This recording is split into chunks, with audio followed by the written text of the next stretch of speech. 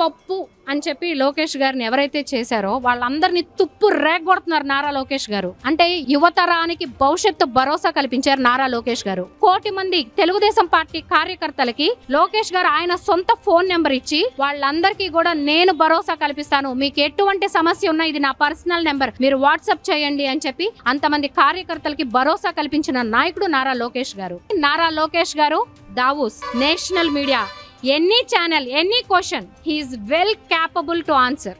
ఒక రాష్ట్రానికి IT minister అంటే ఎలా ఉండాలి? నీ ప్రభుత్వ హయాంలో గురువుల్ని బారుల ముందు నుంచోబెట్టిన దుర్మార్గుడివి నువ్వు. మరి నారా లోకేష్ గారు విద్యాశాఖ మంత్రిగా ఉంటూ గవర్నమెంట్ స్కూల్లో చదివే పిల్లలకి అకాడమిక్ కరికులం లో ఎన్నో చేంజెస్ తీసుకొచ్చారు. ప్రతి సంవత్సరం మెగా డిఎస్సి రిలీజ్ చేస్తానని చెప్పి ఆ రోజు నువ్వు మాట ఇచ్చావు. నువ్వు అధికారంలోకి వచ్చాక నిరుద్యోగులందరికి కూడా వెన్నుపోటు పొడిచావు. నారా లోకేష్ గారు ఇచ్చిన మాట ప్రకారం 16,347 మందికి మెగా డిఎస్సి నోటిఫికేషన్ ఇచ్చారు. 6,100 కానిస్టేబుల్ ఉద్యోగాలు భర్తీ చేస్తున్నారు.